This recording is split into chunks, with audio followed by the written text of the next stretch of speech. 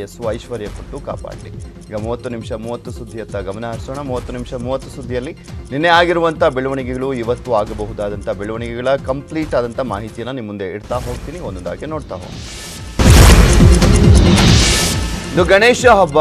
Corona ನಡುವೆಯೂ ಕೂಡ ರಾಜ್ಯದಾದ್ಯಂತ ಹಬ್ಬದ ಕಳೆ ಕಟ್ಟಿದೆ. ಹಬ್ಬಕ್ಕೆ ಗ್ರಾಹಕರಿಗೆ ಬೆಲೆ ಏರಿಕೆಯ ಬಿಸಿ ಅಂತೂ ತಾಗಿರುವಂಥದ್ದು. ಹೂವು ಹಣ್ಣಿನ ಬೆಲೆ ಗಗನಕ್ಕೇರಿದೆ. ಕೊರೋನಾ ಹಿನ್ನೆಲೆಯಲ್ಲಿ ಕಳೆದ 1.5 ವರ್ಷದಿಂದ ಹಬ್ಬಗಳಿಗೆ ಸರ್ಕಾರ ಬ್ರೇಕ್ ಅನ್ನು ಹಾಕಿತ್ತು. ಇದೀಗ ಗೌರಿ ಗಣೇಶ ಹಬ್ಬ ಆಚರಣೆ ಮಾಡಲಿಕ್ಕೆ ಸರ್ಕಾರ ಷರತ್ತುಬದ್ಧ ಅನುಮತಿಯನ್ನು ನೀಡಿದ್ದು ಜನರು ಸಂಭ್ರಮದಿಂದ ಆಚರಣೆಯನ್ನು ಮಾಡ್ತಿದ್ದಾರೆ.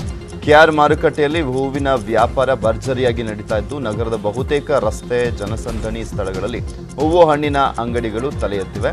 ಅಲ್ಲದೆ ಗಣೇಶ ಮೂರ್ತಿಗಳನ್ನು ಕೊಂಡೊಯ್ದು ಮನೆಯಲ್ಲಿ ಪೂಜೆಯನ್ನು ಮಾಡಲಿಕ್ಕೂ ಕೂಡ ತಯಾರಿಯನ್ನು ನಡೆಸುತ್ತಿದ್ದಾರೆ.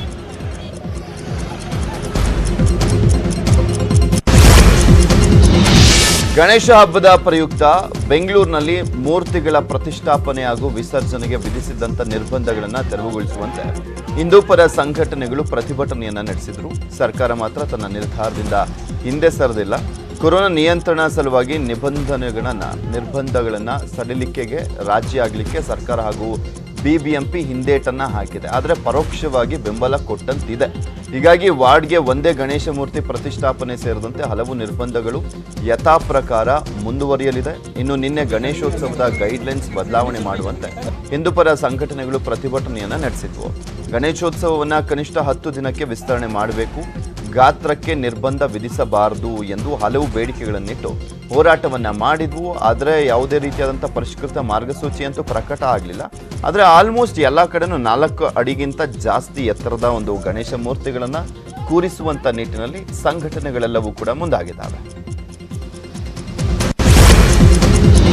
ಚೌತಿಯಿಂದ ಚತುರ್ಥಿವರೆಗೆ 10 ದಿನ ಗಣೇಶ ಕೂರಿಸ್ತೀವಿ, ಅಧಿಕಾರಿಗಳು ಪೊಲೀಸರು ಕೇಸ್ ಹಾಕಿದ್ರೆ ಸುಮ್ಮನಿರಲ್ಲ ಅಂತ ಬಿಬಿಎಂಪಿ ಅಧಿಕಾರಿಗಳ ಎದುರೆ ಗಣೇಶೋತ್ಸವ ಸಮಿತಿ ಎಚ್ಚರಿಕೆಯನ್ನು ನೀಡಿದೆ. ಗಣೇಶೋತ್ಸವಕ್ಕೆ ಪರಂಪರೆ ಇದೆ, ಇದಕ್ಕೆ ಅಡ್ಡಿ ಮಾಡಿದ್ರೆ ಸುಮ್ಮನಿರಲ್ಲ ಅಂತ ಕಿಡಿಕಾರಿದ್ದಾರೆ. ಚೌತಿಯಿಂದ ಚತುರ್ದಶಿಯ ಒಳಗೆ ಅವರು 1 ದಿವಸನೋ 3 ದಿವಸನೋ ಅವರ ಅನುಕೂಲಕ್ಕೆ ತಕ್ಕನಾಗಿ ಅವ್ರು ಏನು ಆಚರಣೆ ಮಾಡ್ತಾರೆ, ಅದಕ್ಕೆ ಯಾವುದೇ ರೀತಿಯ ಅಡ್ಡಿಯಾಗದಂತೆ ಪೊಲೀಸ್ ಇಲಾಖೆ ಮತ್ತೆ ಬಿಬಿಎಂಪಿ ಗಣೇಶೋತ್ಸವ ಸಮಿತಿಗಳ ಜೊತೆಯಲ್ಲಿ ನಿಲ್ಲಬೇಕು. ಕೊರೋನಾದ ಎಲ್ಲಾ ನಿಯಮಗಳನ್ನ ಪಾಲನೆ ಮಾಡ್ತಾ ನಾವು ಈ ವರ್ಷ ಆಚರಣೆ ಮಾಡ್ತೀವಿ. ಎಲ್ಲಾದ್ರೂ ಒಂದೇ ಒಂದು ಹುಡುಗನ ಮೇಲೆ ಎದುರಿಸಿ ಬೆದರಿಸಿ ಅವನನ್ನ ಕರ್ಕೊಂಡು ಬಂದು ಪೊಲೀಸ್ ಸ್ಟೇಷನ್ ಕೂರ್ಸ್ಕೊಂತ ಕೆಲಸ ಎಲ್ಲಾದ್ರೂ ಆದ್ರೆ ತಕ್ಷಣ ಬೆಂಗಳೂರು ಮಹಾನಗರ ಗಣೇಶ ಉತ್ಸವ ಸಮಿತಿ ಉಗ್ರವಾದಂತ ಹೋರಾಟವನ್ನ ಕೈಗೆತ್ತಿಕೊಳ್ಳುತ್ತೆ. ಈ ವರ್ಷ ಗಣೇಶ ಹಬ್ಬ ಆಚರಣೆಗೆ ಅಡ್ಡಿ ಮಾಡಿದ್ರೆ ಹೋರಾಟ ಅಂತ ಸರ್ಕಾರಕ್ಕೆ ಶ್ರೀರಾಮ ಸೇನೆ ಎಚ್ಚರಿಕೆಯನ್ನು ನೀಡಿದೆ. ಈ ಬಗ್ಗೆ ಪ್ರತಿಕ್ರಿಯಿಸಿರುವಂತಹ ಸಚಿವ ಸುನಿಲ್ ಕುಮಾರ್, ಗಣೇಶೋತ್ಸವ ವಿಜೃಂಭಣೆಯಿಂದ ಆಚರಣೆ ಮಾಡಲಿಕ್ಕೆ ನಮ್ಮ ಅಡ್ಡಿ ಇರಲಿಲ್ಲ. ಕೊರೋನಾ ಸಂದರ್ಭ ಎಲ್ರಿಗೂ ಕೂಡ ಸಾಮಾಜಿಕ ಜವಾಬ್ದಾರಿ ಇದೆ ಅಂತ ಹೇಳಿದ್ದಾರೆ.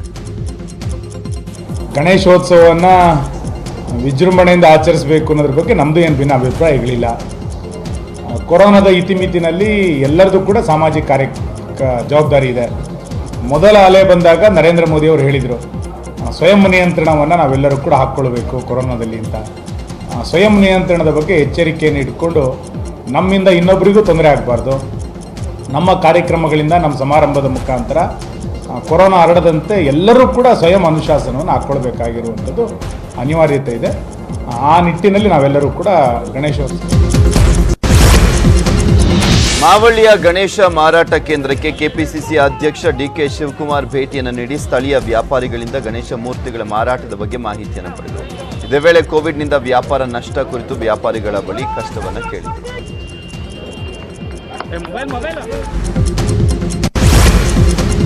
ಉಡುಪಿ ಜಿಲ್ಲೆಯ ಅಲೆಊರಿನಲ್ಲಿ ಪ್ರತಿ ವರ್ಷ ಅದ್ದೂರಿಯಾಗಿ ಗಣೇಶೋತ್ಸವವನ್ನು ಆಚರಿಸಲಾಗ್ತಾ ಇತ್ತು. ಆದರೆ ಈ ಬಾರಿ ಕೋವಿಡ್ನಿಂದಾಗಿ ಸರಳ ಚೌತಿ ಆಚರಣೆಗೆ ನಿರ್ಧರಿಸಲಾಗಿದೆ.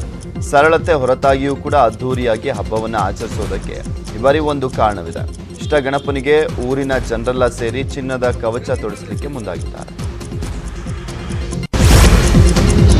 ಉಡುಪಿಯಲ್ಲೊಂದು ಅಪರೂಪದ ಗಣಪತಿ ದೇವಾಲಯ ಇದೆ. ಸುತ್ತಲೂ ಬಂಡೆಕಲ್ಲು, ಒಳಗೆ ಉದ್ಭವ ಶಿವ ಪಾರ್ವತಿ ಮೂರ್ತಿಯೊಂದಿಗೆ ಸಂಗಮವಾಗಿದ್ದಾನೆ ಕಲ್ಲು ಗಣಪ. ಈ ಗಣೇಶನನ್ನ ಗುಹೆಯೊಳಗಿನ ಗಣಪ, ಗುಡ್ಡೆ ಗಣಪ ಅಂತ ಕರೆಯಲಾಗುತ್ತೆ. ವಿಶೇಷ ಪೂಜೆ ಕೂಡ ನಡೆಯುತ್ತೆ.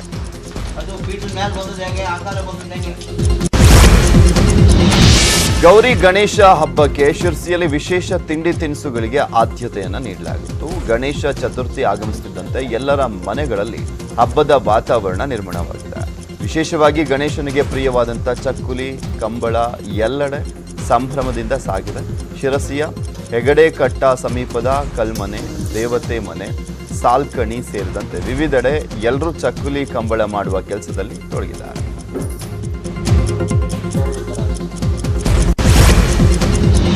ಗಣೇಶ ಹಬ್ಬದ ಹಿನ್ನೆಲೆಯಲ್ಲಿ ಮರಳು ಶಿಲ್ಪ ಕಲಾವಿದರು ಸಮುದ್ರದ ದಡದಲ್ಲಿ ರಚಿಸಿದಂಥ ಗಣೇಶನ ಮೂರ್ತಿ ನೋಡುಗರನ್ನ ಆಕರ್ಷಿಸ್ತಾ ಇದೆ.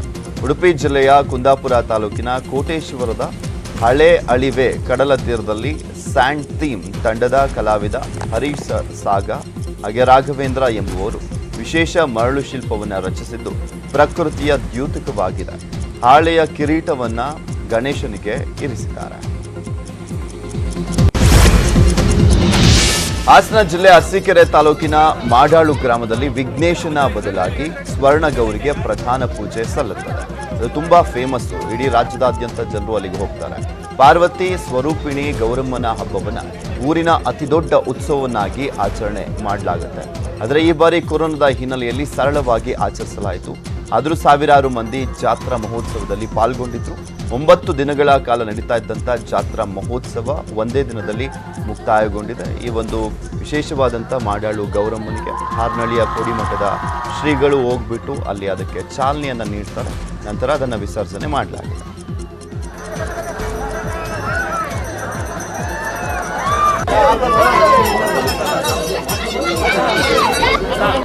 ಮುಂದೆ